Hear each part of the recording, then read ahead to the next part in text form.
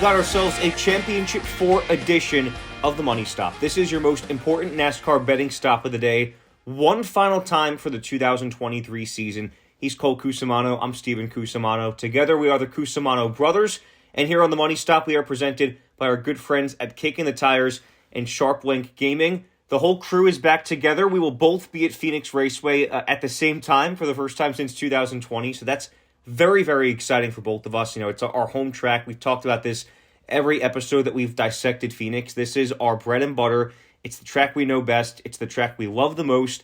And it just so happens to be where they hold the championship every single year. So we've got a really exciting Championship 4 lined up after a Ryan Blaney win at Martinsville. He punches his ticket into the Championship 4. Same 4 drivers that were going into Martinsville ahead of the cut line are the same 4 that will race for a championship on Sunday. So it's Kyle Larson and William Byron representing Hendrick Motorsports, Ryan Blaney representing Team Penske, and then Christopher Bell, the lone representative from Joe Gibbs Racing, despite the fact that guys like Denny Hamlin and Martin Truex Jr. had such phenomenal seasons. It was Christopher Bell who, for a second straight year, he's actually the only member of last year's Championship 4 that will represent Joe Gibbs, or any team for that matter, for a second straight season. So we've got a really exciting weekend lined up. Cole, you're going to be at the track all weekend, and matter of fact, as we record this every Thursday, you got back from the media day earlier today talking with all the Championship 4 drivers from each of the respective series. And I don't want to dive too much into what we saw at Martinsville last week, because at this point, I'll go through the top 10 and mention some of the things that we properly forecasted, because there was quite a bit to unpack from there. But I want to start by just getting the Championship 4 vibes up. I mean, you were at the media day at the Phoenix Raceway earlier today, so curious of what takeaways there are immediately that could pertain to our potential betting and the kind of things that we're looking at going into qualifying and practice this weekend. There is a really good buzz surrounding this crop of drivers for the Championship 4. I mean, you have 2 first-timers, Christopher Bell, the only repeat candidate from last year, and then obviously Kyle Larson serving as the only champion and winner at Phoenix in this quartet of drivers. So I think there's a lot of experience. There's a lot of youth. It's the youngest Championship 4 we've had since it was introduced in 2014. Average age is 28, so a year older than me, which is weird to think about. But, just talking with the drivers today, they all are in just such great spots. And I mean, it's rare that you ever see them not in a good headspace going into, the biggest race of their career to this point. But seeing guys like Ryan Blaney and William Byron, how they held themselves during this, it's got to be a stressful press conference. It's the championship race. I would imagine nerves are high, emotions are high, and they just seem like they were very comfortable, very collected, and they gave some incredible insight as to why they think they can best Kyle Larson and Christopher Bell and each other. And I thought there was some really good takeaways, especially from Ryan Blaney and William Byron. Just hitting on those 2 guys for a second, the first-timers. Ryan Blaney has some really good things to say about the practice session coming up. I guess as you hear this, it'll be Friday today. It's the normal, basically hour-long session, and they're going to get 3 sets of tires to work with. And he said that the reason that him and his team have performed so well at Phoenix, especially in the next-gen era, is because they've had that hour-long practice session to hone in on the car, and they really feel that that's kind of their strong suit. They know how to fine-tune that thing when they have all the time allowed and the resources allowed. So you've seen, we'll go through it in our analysis, but he's been probably the best driver statistically in this Championship 4 at Phoenix. So I think that he's going to be a really strong contender for that win come Sunday. William Byron also was another guy that spoke very highly about how his team executes during practice, and the fact that they've been able to do that and dial the car in with the shorter sessions, the group sessions, that makes me intrigued to see how they tackled their setups for this hour-long session going into this practice on Friday.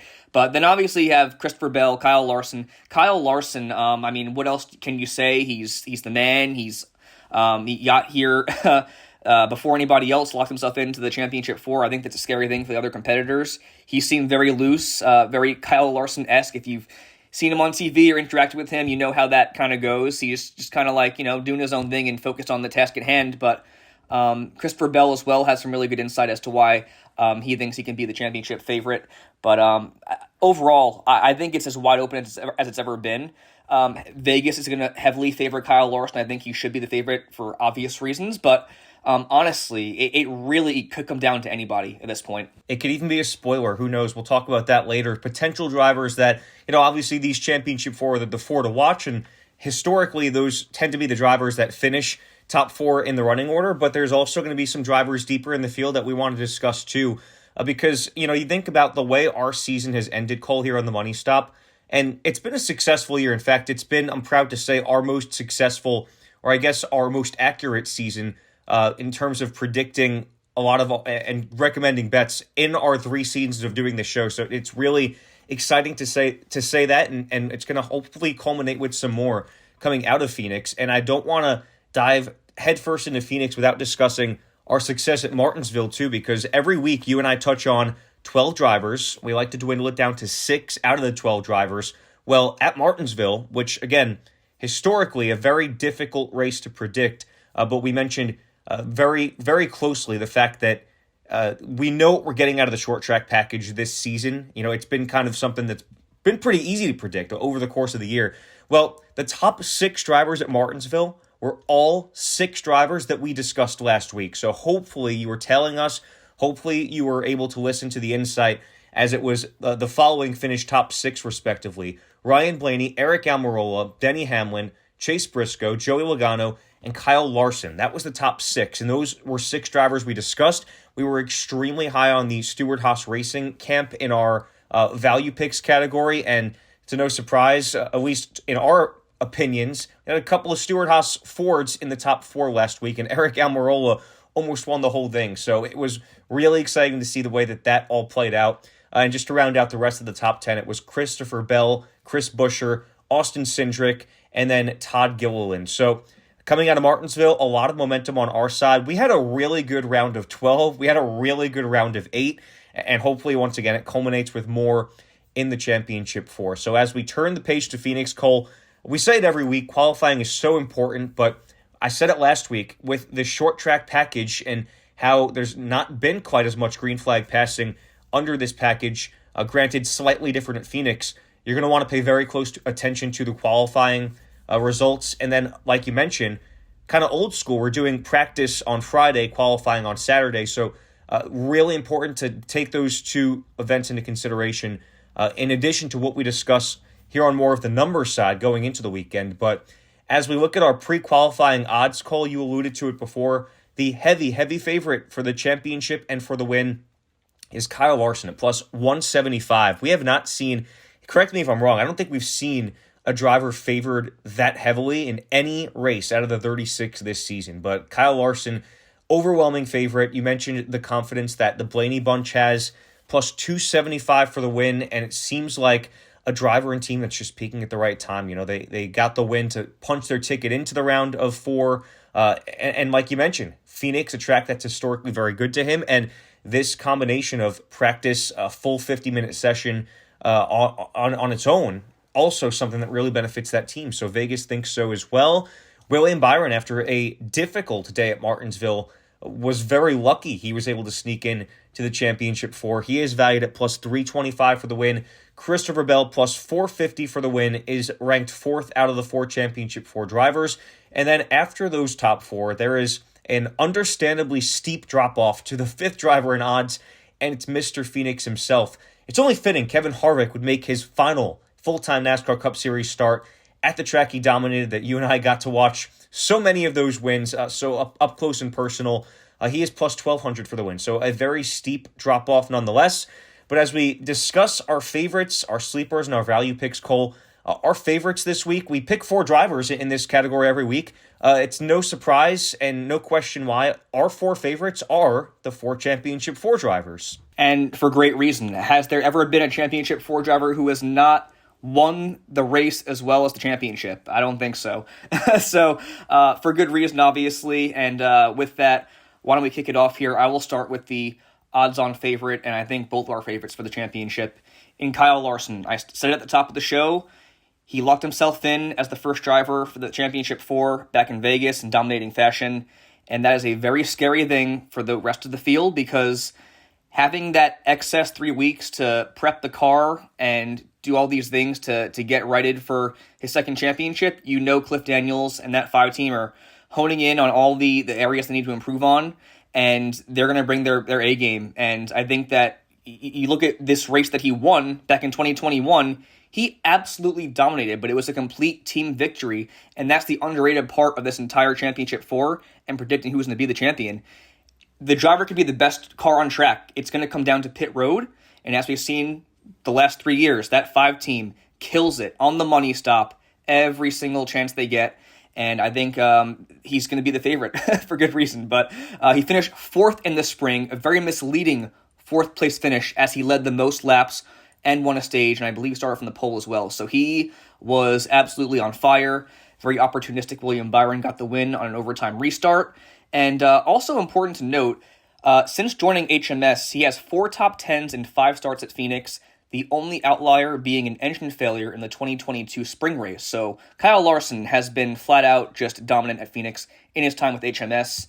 Also, 311 of his 382 laps led at Phoenix, 81% of those in total, have come at Phoenix in those 5 starts by Hendrick Motorsports. So Kyle Larson, quite simply, he should be the man to beat down there in Phoenix. I think he will be the man to beat. And that is, again, reflected obviously in the odds, but as well as DFS. He is once again valued at $11,500, his same value from Homestead. Next driver I'm going to tackle from this championship four is going to be the 4th best odds in Christopher Bell at plus 425 and 10,800 for DFS. And C-Bell is an interesting one for Phoenix because statistically in the Cup Series, he has not been the flashiest at this track. However, in the Xfinity and Truck Series, he was really, really good at this track. So I think you look at his Cup stuff with a grain of salt because he only has 4 top 10s in 7 starts and a 14.4 average with no laps led at all in those 7 starts at Phoenix. So that, to me, is jarring that he has not led laps here, and you kind of have to lead a lap to win the race to get the championship here. So I think that's a little bit alarming, but then you look at the silver lining in the fact that all 4 of those top 10s have come in his last 5 races at Phoenix in the Cup Series. And on top of that, he finished a career-best 6th in the spring race and probably could have had a better result had there not been that overtime restart. So I think Christopher Bell definitely should not be slept on, as he's proven the last 2 years with his walk-off victories in the round of 8. But also on top of that, he's been really good in the playoffs, 3.3 average in the round of 8, with a 2nd, 1st, and 7th place finish respectively, and on top of that, a collective 8.6 average and only 1 finish outside the top 15 in the playoffs. So, to put it simply, I think C-Bell is definitely the underdog, you can say, in this championship four, but by no means should he be slept on. That's a really perfect way to put it. Of course he's the underdog. I mean, you're looking at the odds, and that's what they reflect, but I mean, we've said it, literally, it feels like since the first race of this playoffs, that's been a driver and team to watch because they've just been so consistent. And there's that team that comes out every year, and maybe they are slept on going into the championship four as the 4th of the 4 per se, but that's not what that team is thinking. That's not what that driver is thinking, and you got a front row seat at that in the confidence that team has going into Phoenix at Media Day this week. But as you mentioned, the drivers who are ranked 1st and 4th in the odds per Vegas, I will tackle the 2 that are 2nd and 3rd, making a very good case for both William Byron and Ryan Blaney as to why they are favorites this week. Starting with William Byron, who is plus 325 for the win. That's 3rd of the championship 4 drivers. 11,200 in daily fantasy makes him the 3rd most expensive of the drivers. And here's the case for William Byron. I mean, you think about Phoenix, you talked about all the stats for Kyle Larson, what makes him potentially the best at this track recently. Well, William Byron won here in the spring, and that's our big measuring stick coming into this race. That's the race we have to go off of in what we've seen this year. And I feel like that was the race where we looked at William Byron and that team and said, this is going to be a championship 4 team. This is going to be a championship contender. And they did nothing to disprove that the entire season. But for William Byron at Phoenix, a 2-race top 10 streak, 11 starts here, 6 of them top 10s, an average finish of 11.9. So that's maybe the glass half empty aspect is, sure, they're solid results, but they're not the ones that a guy like Ryan Blaney or Kyle Larson has put up. So historically, it's not been one of Byron's top tracks. However, recently, it's been very good to him. And in these playoffs, you talked about the how hot that 20 team is for Christopher Bell. Well, William Byron, too. Only 2 finishes outside the top 10 in the playoffs. Granted, one of them was last week in Martinsville. No finish lower than 15th, and in the playoffs, a 6.3 average finish, which is rock solid for William Byron. Again, he's kind of I know you talked about the fact that Christopher Bell is the underdog, quote unquote, but for a guy like William Byron, he's the one I feel like people are talking the least about, because you think about Larson as the heavy favorite. I'm going to talk about Ryan Blaney in a second and the numbers for him. And everyone looks at Seabell as kind of that underdog, where William Byron's the one that I feel like people are just kind of unassuming. You're not talking a lot about the 24 team right now, but they've been the most consistent team, you arguably, all season long, and obviously have led all of the garage in wins to this point in the year. So that's the case for Willie B. But I think that there's a reason why Ryan Blaney, who won last week's race at Martinsville, is the second highest in odds per Vegas at plus 275, and the second most expensive driver at 11,300 in daily fantasy. And it feels like a case of deja vu, because everything I'm about to say about Ryan Blaney is almost verbatim what you said about him last week going into Martinsville, and that is the following. He is winless at Phoenix, but he probably shouldn't be winless at Phoenix, and it's surprising that he's winless at Phoenix when you consider the following. A 6-race top 10 streak, 329 of 429 laps led in his time at Phoenix over that 6-race stretch. So a lot of his success here has come over those last 6 races. Not only that, top 4s in his last 4 starts here, and he is riding back-to-back runner-up finishes at Phoenix. So it doesn't get much better than that out of this crop of Championship 4 drivers for the most part. And when you consider the next-gen era, which is, of course, the most recent package and the one that we've seen the most, the best measuring stick, I guess I should say, at Phoenix over the last few years, he has the best average finish in the next-gen era with a 2.7 over that 4-race top 4 streak. And even going back to the 2020 championship race, which was won by his close friend Chase Elliott, he's got a 4.7 average finish. So for Ryan Blaney, it makes a lot of sense why he should be considered the favorite this week, behind only Kyle Larson, because he's put up some of the best numbers, doesn't have the win to show for it. You look at him in these playoffs, he's got a pair of wins, 1 runner-up, laps led in 4 of his last 5 races entering this one, and a 4.7 average finish in those 5 races. So you talk about the hot hand.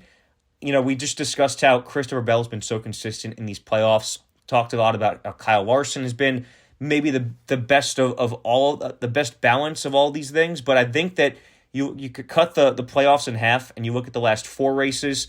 Ryan Blaney in that 12 team, I think, is the hottest in the garage.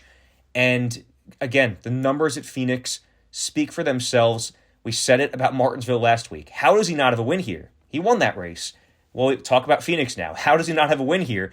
And it wouldn't surprise me at all if he was the one to come out and win and be the guy that, again, a lot of people were counting out entering the playoffs as a driver that had, in some respects, a disappointing season, but was able to win when he needed to and has turned it on when he has needed to.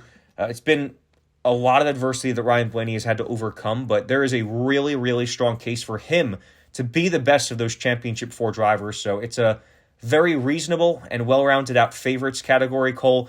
But as I just mentioned at the top of the episode, sure, these feel like the only 4 drivers racing this week, but there are a full field of other drivers that are going to be in spoiler mode, and that starts with our sleepers category in 4 drivers that have the best chance to win outside of the Championship 4. All right, so you mentioned Ryan Blaney. Someone else who has a very similar arc at Phoenix is his former teammate in Brad Keselowski, who is valued at plus $4,000 for the race win and $9,000 for DFS.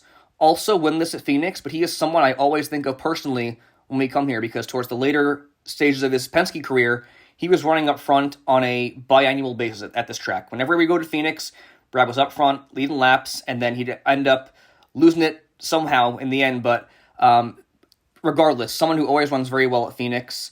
The only thing that's kind of, a little bit misleading is that he has no finish better than 18th in his last 3 starts here. I say misleading because obviously 2022, definitely an off year for that team.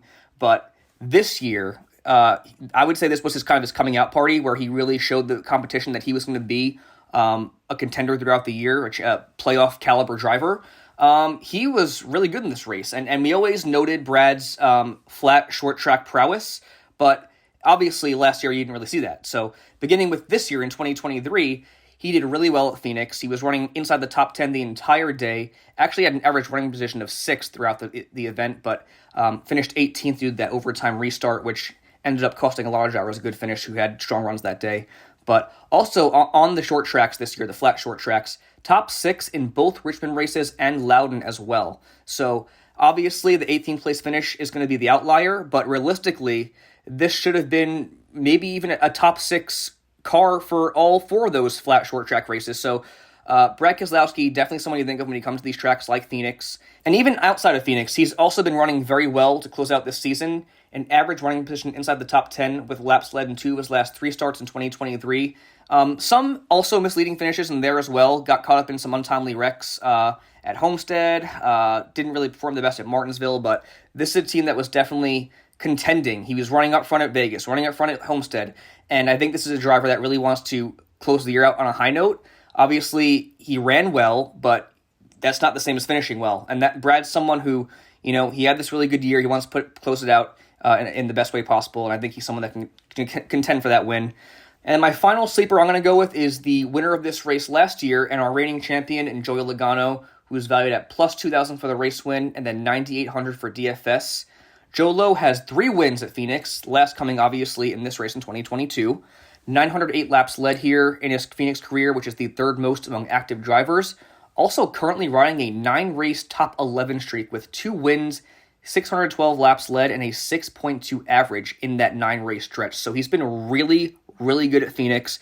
Very similar to Brad Keselowski. I just feel like the Penske cars in general usually run very well at Phoenix. It really caters to that team and their skill sets. But even again, outside of Phoenix for Joey Logano, 4-race top 12 streak with 2 top 5s and a 7.5 average in that 4-race stretch. So someone who's also been turning it on as of late, and similarly to Brad, someone who wants to end the year on a high note after being a first-round exit in the 2023 playoffs following his championship run in 2022. Those are 2 guys, Cole, that I think of them when we go to Phoenix because, like you alluded to, they're both former champions.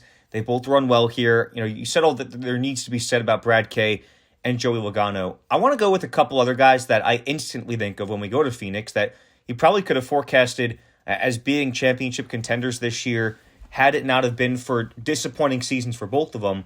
But it's a conversation that's got to start, or at least center around, Kevin Harvick, who has won 9 races at Phoenix. It's crazy to think that none of those have come since 2018. That was the last of those.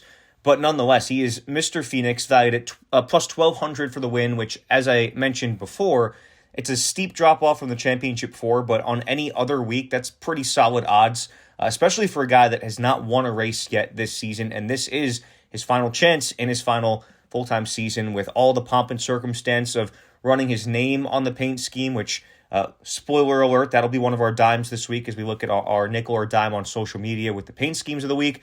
But Kevin Harvick, it's a place that's had all the pageantry for him, a former champion, albeit not at Phoenix, but 9 wins here. It's the track where he's seen the most success.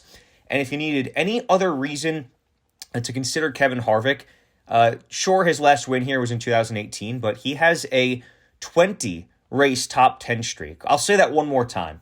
A top 10 streak of 20 consecutive races at Phoenix. I mean, that is incredibly hard to do, and it's a NASCAR record for a good reason. Kevin Harvick's a guy that I would be shocked if he does not extend that top 10 streak this week and make it potentially a top 5 as well. Shades of 2020 when Jimmy Johnson ran his last full-time race at Phoenix, and you had the Championship 4 finish 1, 2, 3, and 4, but it was Jimmy who rounded out the top 5. I could foresee a very similar day for Kevin Harvick in the works. Finished 5th here in the spring. It was one of his best races of the season. Led laps, had a shot at the win. He's had back-to-back top 5s at Phoenix.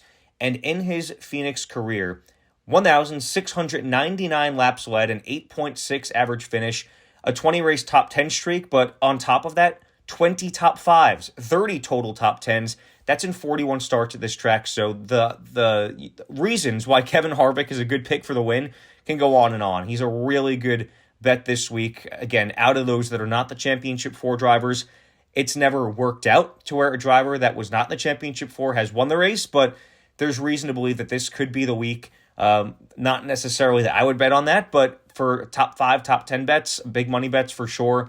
Love Kevin Harvick this week. I think one of the best values, though, Cole, in terms of our sleepers this week, has got to be Chase Elliott, who, of course, won here when he was the champion in that aforementioned 2020 race. Plus 5,000 for the win, which, again, hasn't won a race yet this year, wants to end the season on a high note. that's about as good a value as you're going to find. Again, keeping in mind the fact that it's usually not a spoiler that wins in the final race, but 8,600 in daily fantasy, also a solid value depending on where Chase Elliott qualifies. Another guy that I think of when we go to Phoenix, though, he's got the win there, 8 top 10s, 546 laps led, which is a big chunk, not in comparison to Kevin Harvick's nearly 1,700, but it's a very good amount. An average finish just inside the top 12 here for Chase Elliott, but no finish better than 11th in his last 2 Phoenix starts, which could be a little bit of a red flag. And the other red flag here is the fact that he had a very poor round of 8, no finish better than 15th. However, you want the glass half full perspective. The last 7 races prior to the round of 8 had a 7.4 average finish. So for Chase Elliott, to track that's been kind to him, got the 1 win there at a time where it seemed like he should probably have more. But again, a track that has a lot of meaning for him, wants to end the season on a high note. You don't want to dwell on the fact that it was a really disappointing year for that 9 team. And again, plus 5,000 for the win. And his respective prop odds as well in the top 5 and top 10.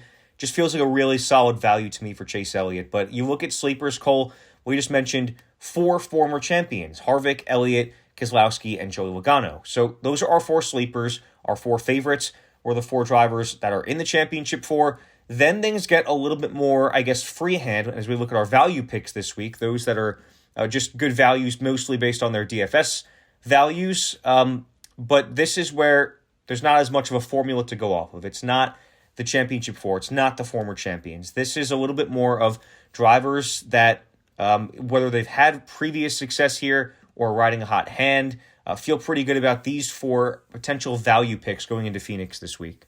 Yeah, for sure. And this is actually a really difficult week for value picks, seeing as the values are so heavily favored in the championship 4 guys. And you really got to work for this one. And there's not a whole lot of value that can make you work for those championship 4 guys. But I think we have a pretty good 4 drivers here. Someone I'm going to call a definite lock at $7,500 is going to be Chase Briscoe, coming off a top 5 day in Martinsville, and someone who we successfully forecasted to get a quality day as a value pick. I think what we've seen from Chase Briscoe this year has not been the best, but in the episodes that we have picked him as a value or a sleeper, he has typically done very well in those races, and that's because, kind of like Eric Jones, for the tracks that he is good at, he is really good at, and that's just a proven fact, and that has to begin with Phoenix. I mean, it's not a road course what we're used to seeing him dominate on the Xfinity Series, but this is the only track in Cup where he has a win, which came back here last year in the spring race. In the next-gen era, very surprising stats, actually, no finish lower than 7th in the next-gen car at Phoenix, as well as the second-best average finish with a even 4th-place average in those 3 starts. On top of that, he has a 10th-place average on those flat, short tracks, with a best finish coming here at Phoenix in the spring, which was a 7th-place outing, and a lowest finish of 12th on those flat, short tracks. So to put it simply, I think Chase Briscoe is as good a value as you can get at $7,500, and someone who I'm calling a lock, definitely, and someone who I actually built my lineup around. We'll go into the specifics of how we did that after this value pick segment, but definitely going to be a lock for Chase Briscoe. And someone else who I think of when we go to Phoenix, but not as so much on the Cup side, is going to be Ty Gibbs, valued at $8,000. And he is someone who absolutely just dominated in the Xfinity Series, in the ARCA Series. He has 3 wins, 1 in Xfinity, 2 in ARCA at Phoenix, 427 laps led between his ARCA and Xfinity starts, which it might not sound like a lot compared to the Cup race, which is 312 laps. However, these are much shorter races, and to have nearly 500 laps led just in Xfinity and ARCA alone, I think that speaks volumes. 3 wins in itself at this track. It's a track he knows how to get around very well. He won the championship here last year in the Xfinity Series. He did finish 28th in the spring, but this was still as he was kind of, trying to get his bearings in the Cup Series in his rookie season. And I think that he's a much different driver. And as we've seen the last 2-3 weeks specifically, actually the entire round of 8, he was a definite top 10 car with top 10 speed. Might not have gotten those results because he got into on-track incidents, but I think obviously that's kind of a volatility aspect for Ty Gibbs, but I think when you think about someone who's succeeded a lot in his career at Phoenix and someone who's in great equipment and has run extremely well near the top of the field the last 3 weeks, Ty Gibbs is someone that you definitely got to consider, and I think he's someone that's a very safe pick for DFS in a week where it's very tough to find value. Yeah, I like that logic with both of those drivers. Ty Gibbs is a guy that I probably wouldn't have mentioned, but you kind of convinced me on him for the very good reason. I mean, you mentioned the fact he's had such great success in some of the lower series at Phoenix, and that's good enough for me. And you're thinking about, again, the fact that he was so early in his Cup career the last time we were at Phoenix, it gives me a lot of confidence in, like you said, a potentially safe bet this week in Ty Gibbs. And just to double down on Chase Briscoe, an absolute lineup lock for me as well. There's been a few sure bets for us this year on the money stop, but like you said, I think near the top of that list has been the tracks where Chase Briscoe is skilled at, he's very, very good at. So he's definitely a lock at 7,500. Some of our deeper values, though, here, Cole. Couple guys that maybe you could round out a DFS lineup with. I'll start with Carson Hocevar, who is valued under 6,000, 5,900 in daily fantasy. And I like to kind of base this off of the vibes. I like this time of year, especially you go to the final race of the season, drivers that have kind of a positive energy around them, some momentum entering the offseason.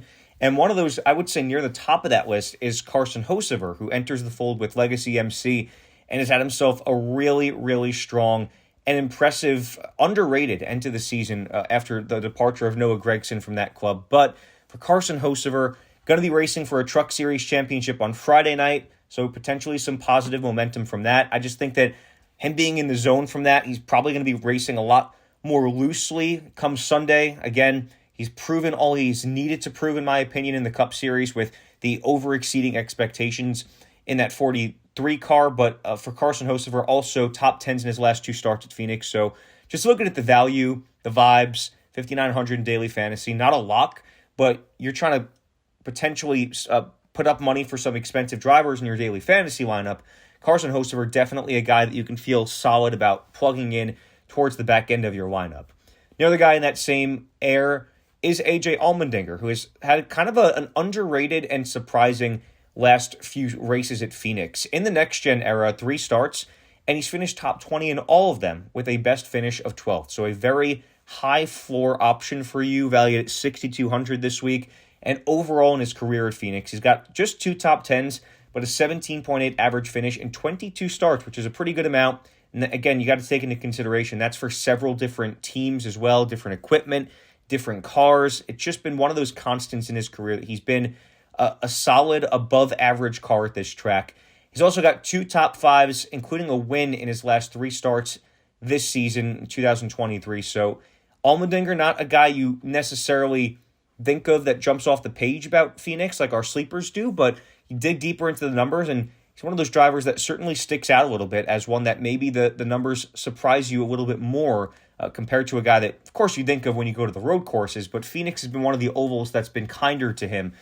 He's kind of had a knack for the 1 mile ovals, AJ Allmendinger. So valued at 6,200. Again, a very deep reach there in terms of the value that could potentially round out your lineup.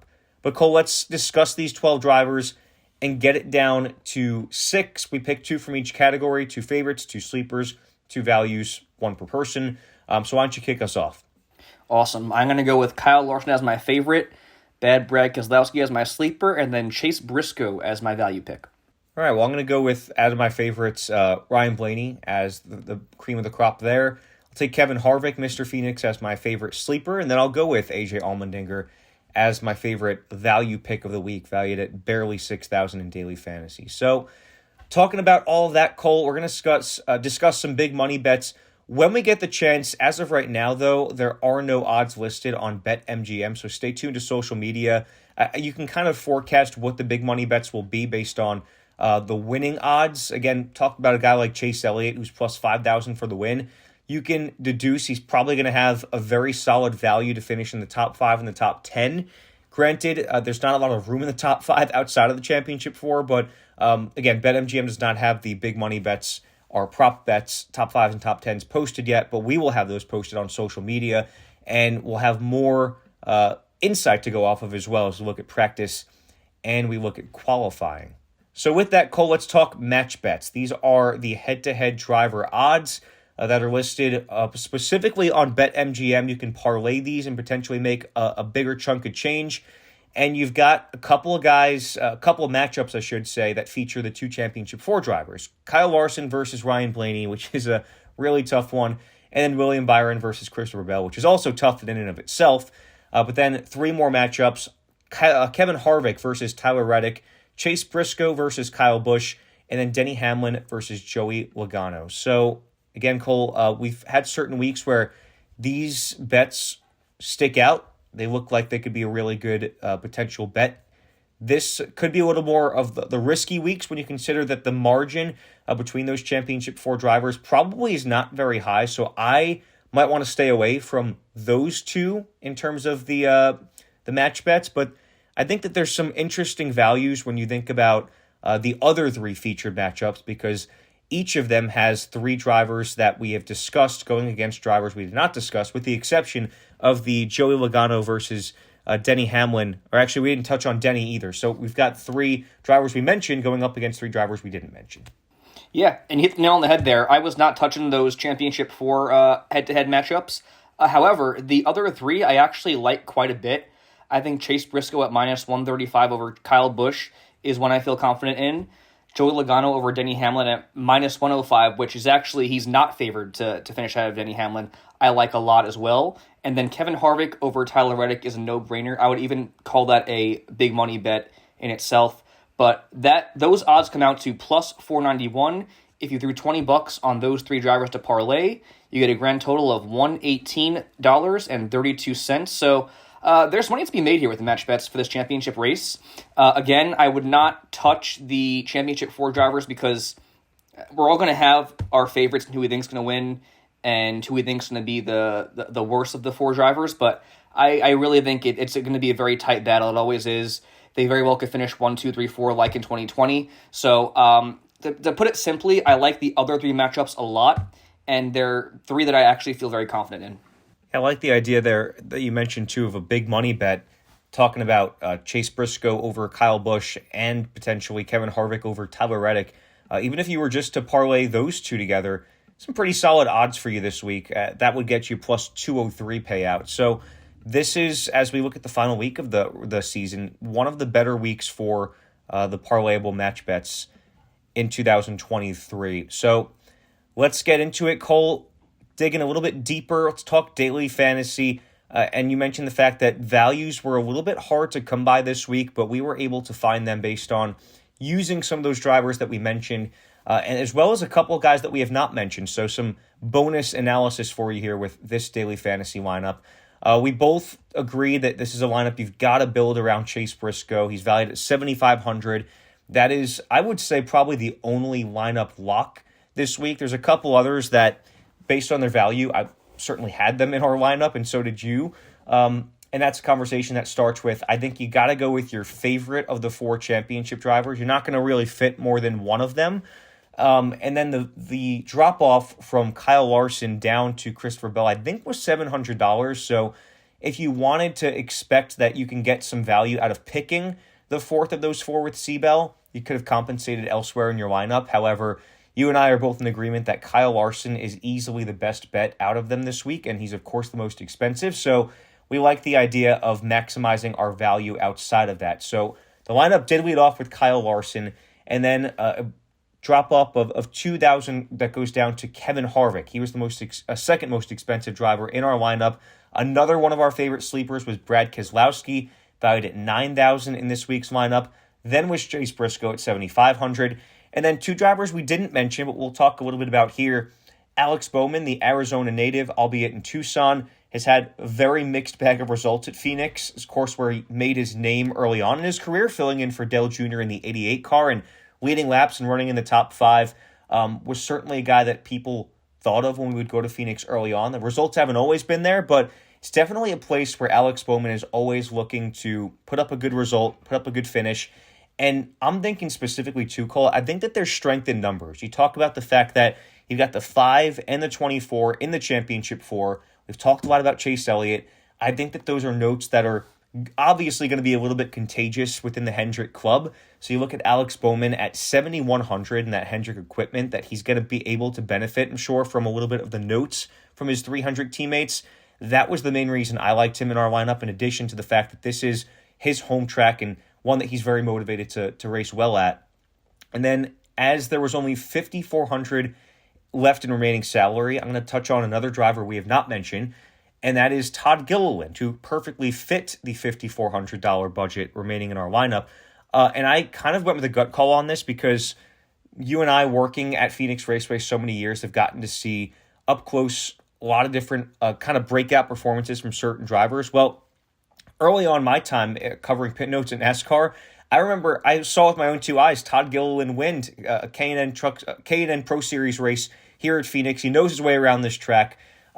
He's had himself a really solid season. Would love to end it on a high note. And again, I like the fact that he has won at this track before, and the fact that you can get a guy like that at a value of $5,400 just made a lot of sense to me, plugging him in at the back of this lineup. So I don't know if you have any input to add on those drivers, but that was the direction I went in, picking those four that are kind of locks to us that we talked a lot about.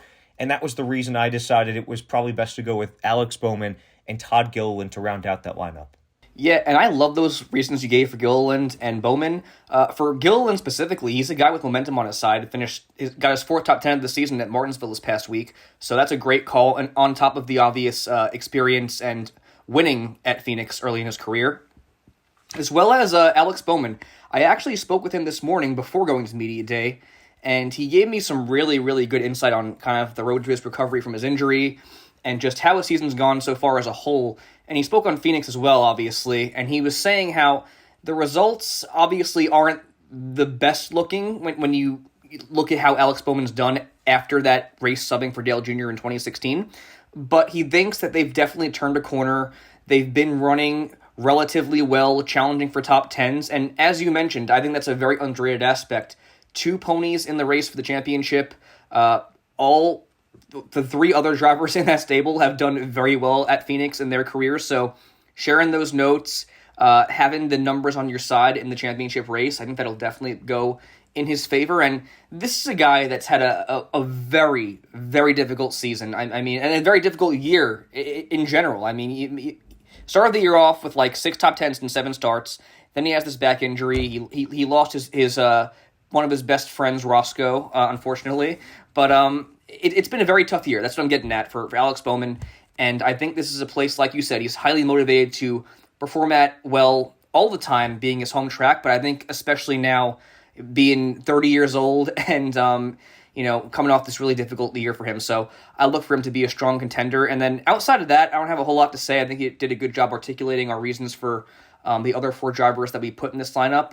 But I think the rule of thumb here is going to be you go with your favorite for the championship, and then you go with Chase Briscoe immediately after that. And the cool thing is, I tried composing lineups both ways, starting with Chase Briscoe and starting with Kyle Larson, who we favored, and they pretty much came out the exact same. So I think if you use that method, I'll say, because you're not all going to pick Kyle Larson, but if you pick Chase Briscoe and then your favorite for the championship as your sort of formula for this week, I think that'll set you up for success.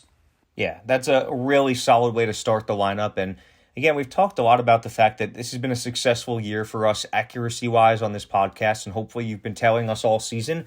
And a lot of that has been the daily fantasy success. So this is your final week to bank out in general, but especially in daily fantasy. And I like the way we went about starting that lineup. So we've got some unfinished business here, Cole. We have reached our final set of predictions for the 2023 season on this podcast. It's really bittersweet, the fact that we won't be doing this again until Speed Weeks next year. We'll talk all silly season. I'm sure, obviously, we'll have season recap episodes. We'll have some silly season episodes for sure, but we won't make any kind of predictions or deep analysis until February of next year when the cars hit the track in Daytona. So as we kind of break down our predictions this year, Cole, we're going to do this week a little different because it's the Championship 4. Everything's done a little different. So I keep a spreadsheet of our picks every week. And these are not our prop bets. These are not our, favorites or sleepers. This is at the end of every episode, Cole and I pick our favorite our favorite for the win. We take turns picking our favorite for the win every week, and we take turns picking a sleeper for the win every week. And so, based on the numbers and who has been better than the other between you and I this year, we actually missed 1 week. I'll be upfront about that. There was a week where we didn't do a podcast and didn't get our predictions to each other at Nashville, the race that Ross Chastain won. So we have reached the rubber match in our predictions this year. We've predicted 34 races with our favorites and our sleepers.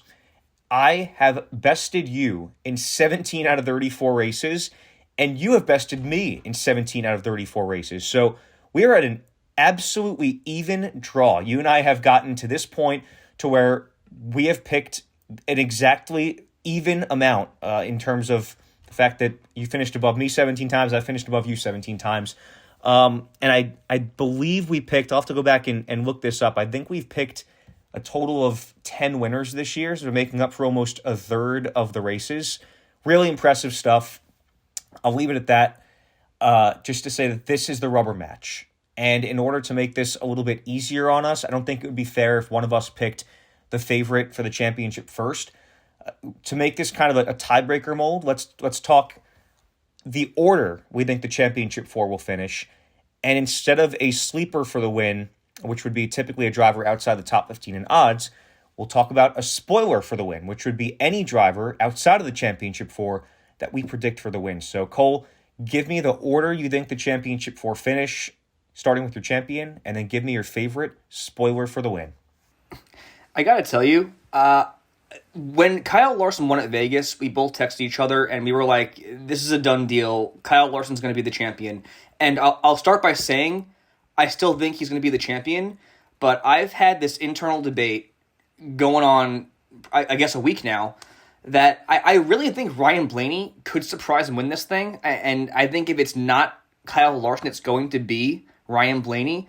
Just speaking on his demeanor at Media Day, he was just overflowing with confidence. He was so cool and collected, and just looking at his stats, man, from Phoenix in this next-gen era and beyond that, he's just been flat-out dominant at this track. And shades of Martinsville, who's to say he can't win here this weekend and get his first win at Phoenix along with the championship? So that's a long way of me saying my gut is kind of saying Ryan Blaney, but I'm going to go with Kyle Larson for the championship. So I'm going to go with Kyle Larson first, Ryan Blaney second, William Byron third, and Christopher Bell fourth. Yeah, I'm definitely in the same vein as you. Well, before I go, Cole, give me your spoiler for the win, just in case we need another tiebreaker. Okay, my spoiler for the win, man, it would be really cool to see Kevin Harvick go out there and get a 10th win at Phoenix in his final race of the season, or final race of his full-time Cup career. But I'm going to go with Brad Keselowski. I like how that team has looked over the past few weeks, results aside. They're running up front, leading laps, and just speaking on how they performed historically at Phoenix, and even this year. I think he has a really good shot to finish top 5 in this race. Yeah, I mean, I had an extremely similar mindset to you. I really feel that if it's not Kyle Larson, there's very, very good reason to believe it's going to be Ryan Blaney this week. However, I like something I said a few minutes ago, and that I think that there's strength in numbers, and I really feel that I could see this coming down to the two Hendrick Chevys. I could see it coming down to Kyle Larson and William Byron. I know there's a sour taste in people's mouths because of the race William Byron had at Martinsville, but again, he won the last race at Phoenix. I just feel like that team has almost been biding its time for this race all year long. We've talked a lot about the dynamic pairing of he and Rudy Fugle, and I really feel that William Byron is a driver that, again, we've probably talked the least about him in this episode out of the championship four, and I think that he is going to come out and probably surprise some people in terms of the fact that we are talking about Kyle Larson and Ryan Blaney as the two favorites. Well, what about the guy who's won the most races this year? I really feel that I see a strong run out of that 24 team. Wouldn't surprise me if they came out on top, but I feel that there's strength in numbers. I'm going to go with Kyle Larson as our champion, William Byron second out of the 4, Ryan Blaney, needless to say, third out of the 4. And I'm with you. I think that Christopher Bell, just based on the numbers and everything else we have to indicate, will be the 4th out of the 4, in my opinion. And I had the same mindset as you. And for the spoiler, I immediately thought of Kevin Harvick. I think that there's, again, so much special. It's a special week, special track, a lot of pomp and circumstance in his final week, but especially at this track. I think that if anyone's going to spoil for the win, it's got to be Kevin Harvick. Think he would quite literally ride off into the sunset. It would be a really cool ending to this season, and it would be a cool ending to the trend of the champion always winning this final race. But I really do believe, and you and I both believe, that it's going to be Kyle Larson, the money man himself, that will take it. And like, just to come back full circle for one last thought here, and we talk about the drivers, we talk about the cars and the speed. Well, it's a team sport, and we've talked so much about the fact that this 5 team knows how to lock in, knows how to dial in at the pressure-packed situations at the end of the race. This is the Money Stop podcast in terms of betting. That's kind of the meaning of this podcast. But that 5 team and Young Money, Kyle Larson, they always nail the money stop. We talked about it in our inaugural season of this show in 2021. And I really feel that is the most complete and best team in the garage that has a knack for doing things right at this time of year. So we're in agreement. It's going to be Kyle Larson to win the championship. But we've talked about it. You can't go wrong with any of those 4 drivers. It's going to be a fun week, though, Cole. Again, we'll both be there. You'll be there every step of the way, starting with Media Day as of the day we recorded this, all of the other championship 4s. And why don't we, before we drop the jack here, Cole, let's give some predictions for the Xfinity and Truck Series races, too. I don't know how much you've thought about this, but you just talked with the drivers in the Championship 4 for those respective series. And just for the sake of time, we've gotten out of the habit of talking about the Xfinity and Truck Series, but give me your champion in the Xfinity Series and the Truck Series this week. It actually feels kind of easy to predict this one. I will say I think John Hunter Nemechek's got to be the favorite for the championship in the Xfinity Series. He has had very little lulls, if any, in this season, and I think he's by far got to be the guy to beat. I think Joe Gibbs' equipment, just how he's done all season, how he's held himself has also been very well. He's someone who when he was in Cup and when he was in trucks, he was very emotional, wore his heart in his sleeve. And I think being a father now, having these successful runs, and just building that confidence and that composure has really, really made him a more mature driver in person. And I think you're seeing it reflected in his stats, obviously, and the wins. I think John Hunter Nemechek's got to be the favorite. However, the fan in me would love to see Justin Allgaier pull it out, just because he's somebody who we watched growing up when we first got into NASCAR, when he was with Team Penske in that 12 car. He was little Gator. Now he's like an old man. He's got gray hairs in his beard, and he's in his, I think, 6th championship 4 now. Someone who's always done extremely well at Phoenix, finally got that elusive win a few years back. He has 2 here now in the Xfinity Series. Someone who very well, I think, lucked into this spot after the fireworks last week with Austin Hill and Sheldon Creed, but I think you go to Phoenix, you can never count out Justin Allgaier. I think it'll come down to those 2 guys, but I think that John Hunter Nemechek's going to prevail. And for the Truck Series, I think there's no doubt in my mind that Corey Haim's got this one. He has been the class of the field all season. I think you've seen really good runs from Carson Hocevar, who I'd love to see win. He's a great personality for the sport. He's also gotten a lot more seat time, which is reflected in his stats as well, in the Cup Series and obviously in the Truck Series as well. So I think he's someone who's also going to give it a good shot, but I think it's going to be Corey Haim that walks away with the championship in the Truck Series tomorrow.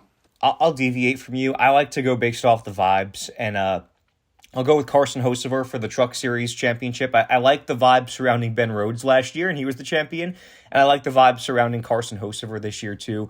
And same mindset. I'm going to go with Justin Allgaier for the win at Phoenix. It's a track that's always been strong for him, and it just feels like, he's never, ever, ever had luck on his side, it feels like, until Martinsville last week. He needed that crazy circumstance between Sheldon Creed and the 2 RCR drivers, Sheldon Creed and Austin Hill, to make the championship 4, and I feel like that was kind of the sign I needed to see to know that Justin Allgaier is going to finally be the Xfinity Series champion, because he's just had such poor luck in his career in terms of trying to win that championship. I think it very well may be him. But regardless, Cole, we've got an extremely fun weekend ahead. It is the NASCAR Cup Series championship race at 1:05 Eastern Time in the Valley of the Sun. Cannot wait to see it. Matter of fact, it's 1:05 Mountain Standard Time. I'm used to saying Eastern time because I'm on the East Coast, but we're actually both in Arizona right now. But it's 1:05 Standard Time, 4:05 Eastern Time, and it will take place on NBC. Really fun times ahead. And again, stay posted on social media at @the_money_stop for our final inklings of advice going into the weekend where we will both be in attendance there. Cole, final thoughts? I just cannot wait to get out there. I think it's as wide open as it's ever been in the Cup Series side. And just, being there the past 3 years, the vibes out there are immaculate. I am so pumped that you're going to be out there again to experience it for the first time since 2020. I mean, you made the 500 last year, but it's been a long time since you were at your home track of Phoenix. So I'm more so curious to hear what your thoughts are about coming back to your second home. Yeah, I absolutely can't wait. It's been a very long time coming. Matter of fact, this is the longest I've ever gone without being at a Phoenix race, and it's the longest I've ever gone without being at a Cup Series race. But the baseball life and lifestyle will do that to you. But I'm really, really, really excited I'm able to get out there, and couldn't ask for better circumstances. Like you said, the storylines and the excitement surrounding this Championship 4 is going to be electric, and I cannot wait to see how it all plays out. And again, this is kind of the culmination of what was an extremely fun and successful season of this podcast, and huge collective thanks at the end of the year for kicking the tires, for jumping on board this year, and SharpLink Gaming. It's been an extremely fun ride this season. We hope you were able to enjoy some of the same successes that we were this year. And again, there's unfinished business. We've taken a lot of discussion into this final race of the season, putting all of our chips into the Phoenix race. Again, it's our bread and butter track, our favorite. And it's a place that holds a lot of meaning to us, and we hope that after this week, maybe it'll hold a lot of meaning to you. But that's going to be it, our final episode in the NASCAR season for the Money Stop. Again, we'll do some recaps, some silly season stuff during the offseason, but for now, he's Cole Cusumano. I'm Steven Cusumano, wishing you the absolute best of luck this week at Phoenix with your fortunes, wishing you the absolute best of luck with the offseason. And if you're into gambling on other sports, wish you the best of luck with that, with all the holiday season and everything in between. So thank you all so much for tuning in all year, all 3 seasons of the Money Stop. It's been a really fun ride, and hopefully there is a lot more to come. So for Cole, I'm Steven. We're going to drop the jack on your most important NASCAR betting stop of the day, the Money Stop, and we'll see you next week when a champion is crowned.